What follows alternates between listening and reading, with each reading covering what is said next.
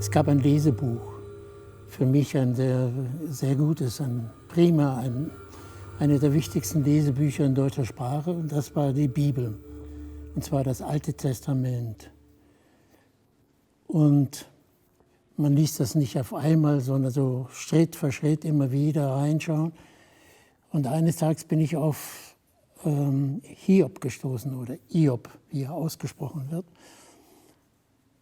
Und schon das erste Artikel, schon die ersten Zeilen von dieser Geschichte dort ging darum, dass der Teufel zu Gott geht und sagt, lass uns mal ausprobieren was. Da gibt es einen Menschen, der heißt Hiob, und der soll dich über alles lieben. Er glaubt an dich.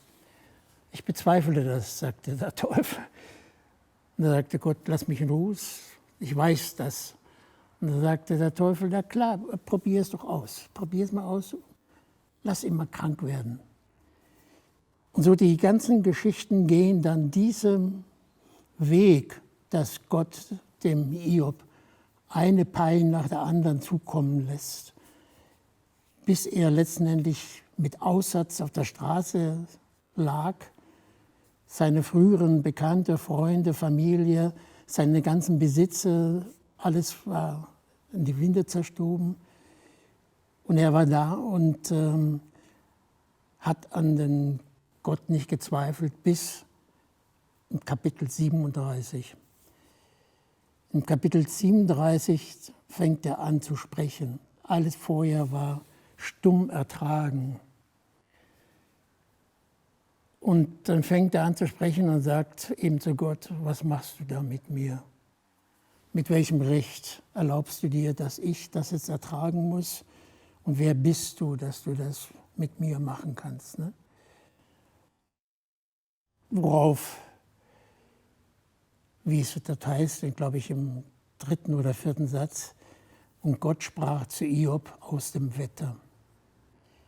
Wo warst du, als ich der Erde ihren Platz zuwies?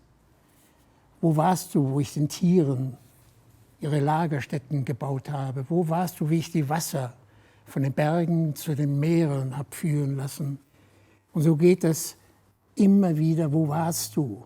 Mit welchem Recht fragst du mich das, was jetzt so hier ist? Und ich fand das so eine substanzielle Sache. Für mich war das die poetischste Aussage über eine Zeit, in der wir jetzt leben, die ich je gelesen hatte. Worauf ich mich damit beschäftigt habe und immer wieder gelesen habe und zu dieser grundsätzlichen Frage kam, wo stehe ich, wo war ich und wie ist das überhaupt?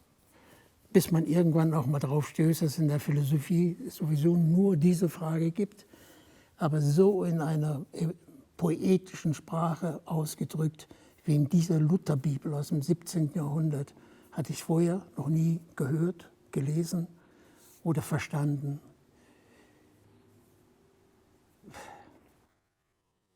Das ist der Glauben, ja. Für meine Performancekunst war das dann diese substanzielle Verstehung, wo stehe ich? Das heißt, dass der Moment, wo ich irgendwie bin, ausschlaggebend ist für die ganze Achtung und Beachtung dessen, was Welt ist. Was Natur, was Phänomene der Dinge sind, der Steine, jeder Staubkorn, alles ist irgendwie da, das Licht, was reinfällt, alle Situationen, das ein Gitter, das Licht, was dann diese ganzen Farbenspiele auf den Steinen machte. Diese Achtsamkeit daran, die habe ich dadurch sehr verstanden.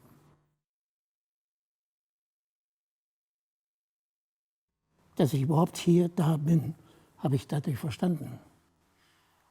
Das ist es. Alles, was dort gesagt worden, gesprochen worden ist, niedergeschrieben worden ist, und es ist ja in einem langen Prozess niedergeschrieben.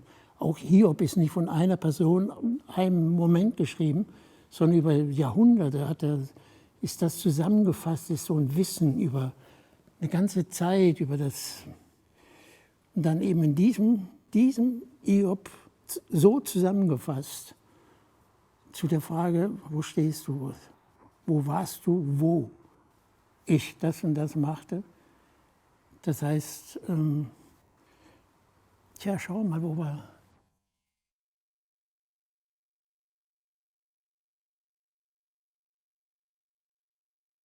von der ganzen Erziehung und von dem Wissenstransfer, den ich erfahren habe, das, was die Höhle bedeutet. Die ganze griechische Philosophie baut ja auf den Unterschied zwischen Höhle und Himmel. Dazwischen die Welt der Erde, die Welt der Menschen. Und das ist ja eine Tragik. Ne? Aber die Höhlen, und wenn ich vor einer Höhle stehe, frage ich mich immer, habe ich das Recht reinzugehen? Habe ich wirklich das Recht hineinzugehen? Und was macht man da? Darf man da überhaupt was machen? Das ist eine Frage, die ich mich immer wieder stelle, wenn ich da mal vor einer Höhle stehe.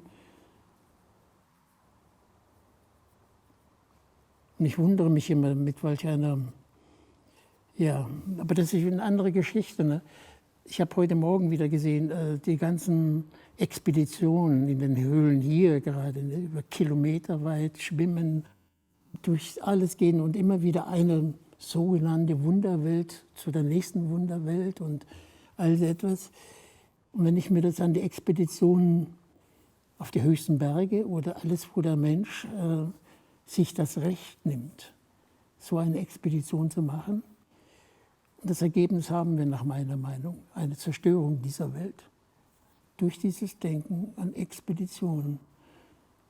Und in meinem philosophischen Verständnis heutzutage oder auch in einem gewissen Glaubensverständnis ist es eine Frage des Rechts. Ich habe kein Recht. Ich habe wirklich kein Recht, mit all diesen Dingen irgendwie umzugehen, wie ich meine, als Mensch es tun zu müssen und zu dürfen. Das ist so die Haltung dazu.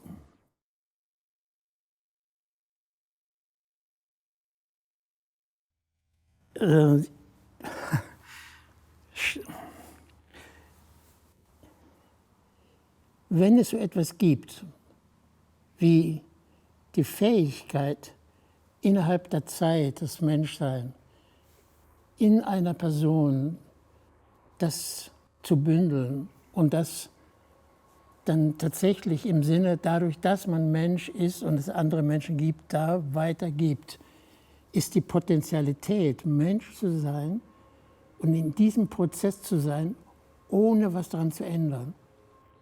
Die Fähigkeit, und da ist das Stein, das Bild. Wenn ich den Stein annehme und mir auf den Kopf setze, ich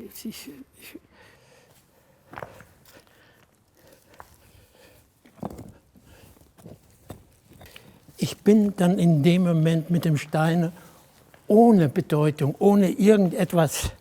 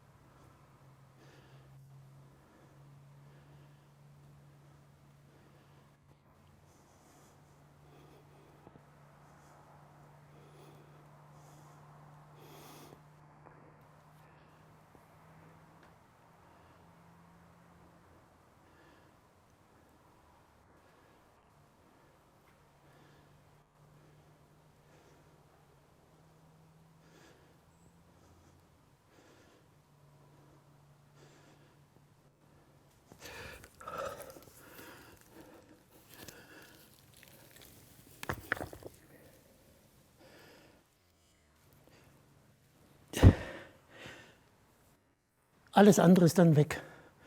Es ist nur noch, dass es das gibt und dass es das gibt.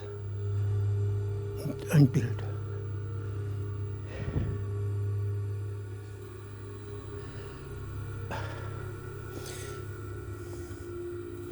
Schön.